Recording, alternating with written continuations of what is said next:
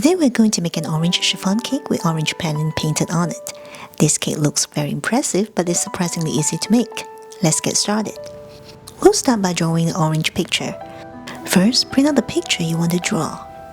Adjust the picture size so it will fit the cake pan nicely. Then cut out a piece of parchment paper that will fit the pan. Secure the parchment paper on the picture and secure both on the board. Now we're going to prepare the decorating batter to draw a design.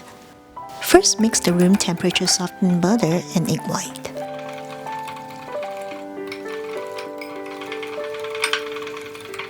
Then sift the powdered sugar and cake flour in there and mix until all well combined.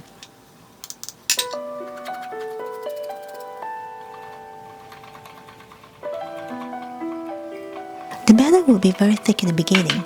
Don't worry about it. Keep mixing until it's smooth.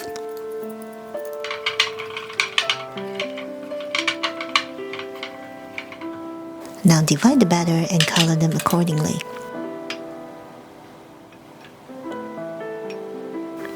Color them with gel food color.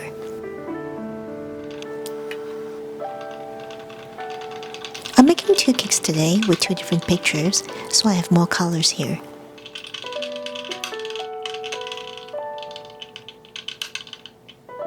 You will just have to color the batter according to the picture you selected. Transfer all batter to a piping bag once colored.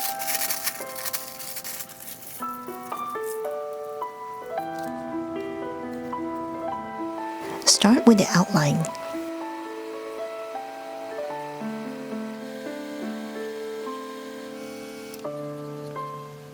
When done with the outline, put it in the freezer for 10 minutes. This way we won't risk smudging it later when we fill in the rest of the colors. Now carefully fill in the colors. You only need very little batter. I used 35 grams of each ingredient today because the weight of the large egg white today is 35 grams. I always start by weighing the egg white, then use that number as the weight I need for other ingredients. But you can certainly cut this recipe down in half if you want to. When done, place this in the freezer for 30 minutes. As you can see, I still have plenty of drawing batter left, even after drawing 2 pictures. Now we'll make the cake.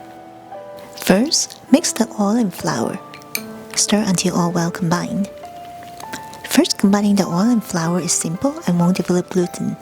You can stir it any way you want and you don't have to sift the flour neither. Now add the orange juice, milk, egg yolks, and orange zest. Stir until all well combined.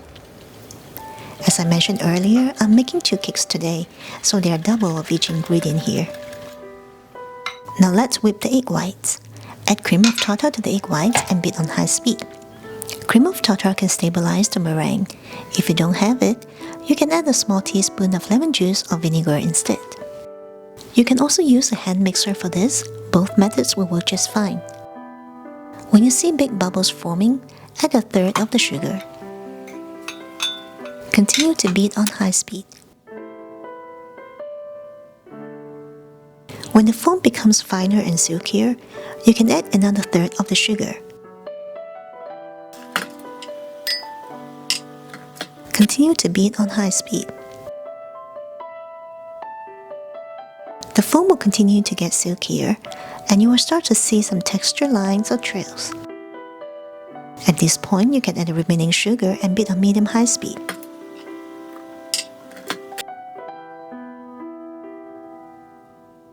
Continue beating until you see some stiff peaks.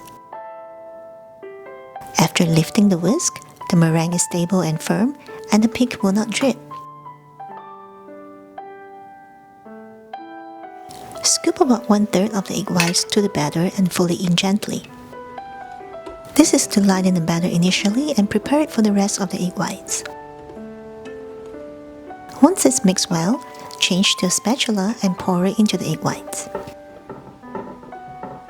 Continue to fold gently until it's all combined. Repeat this movement until the batter is homogeneous. Don't overdo it.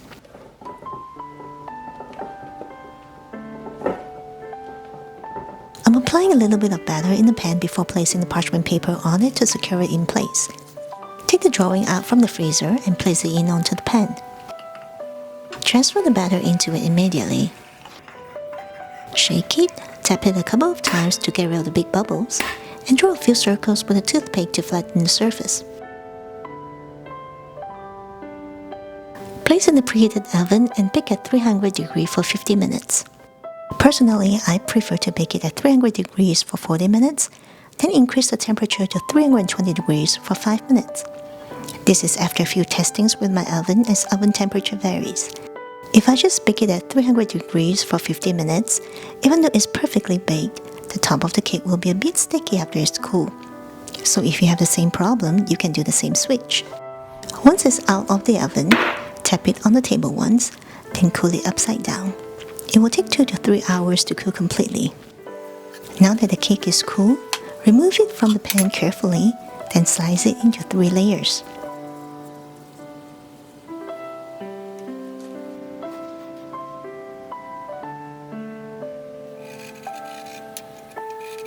I'm going to use a round cutter to cut one of the slices smaller. This is the one that will be in the middle. If you don't have a round cutter, just cut it with a knife. It doesn't have to be perfectly round because it will be covered up by buttercream. For this cake, I'm going to make a lightly salted whipped buttercream. First, we'll warm a heavy whipping cream by placing it over a bowl of warm water.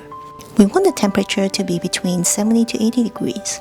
Now whip the butter up on high speed until it gets lighter in color.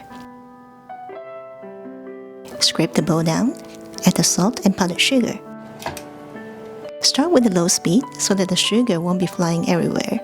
Once incorporated, turn it back to high speed and mix until it's smooth. Scrape the bowl down halfway through. Now we will pour in the heavy whipping cream a little bit at a time. Make sure it's well incorporated each time you pour. We warm the heavy cream initially so that when we add it into the butter, it will mix well. If the cream is too cold, it will separate with the butter and curdle. If it's too hot, it will melt the butter and this will be very greasy. This whipped buttercream goes very well with chiffon cake because it's light in taste. Even though we are just adding a little bit of salt, you can definitely taste the salty flavor in it. I'm choosing this buttercream today instead of just whipped cream because of the design of the cake. We are not going to frost the entire cake today. We are only going to have this buttercream in the middle of the cake, plus some fruits, and I want it to show. So I need something a little bit firm to hold up with the design. The butter in the buttercream will firm up after we refrigerated it, so it's perfect. And this is it, extremely smooth and silky. Transfer this into a large piping bag. Let's start decorating. Apply a little bit of cream at the bottom to secure the cake to the cake board.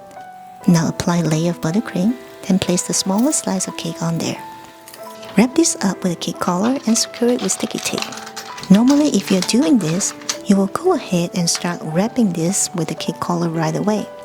But since I want you to have a better view, I did it after adding the second layer. Arrange some oranges around the cake. Now pipe some buttercream to fill in the gap and cover the layer. Finally, place the bottom of the cake on top with the design on it. Put this in the fridge to set for about an hour. Once the buttercream firmed up, you can remove the cake collar. And this is now completed. Thanks for watching.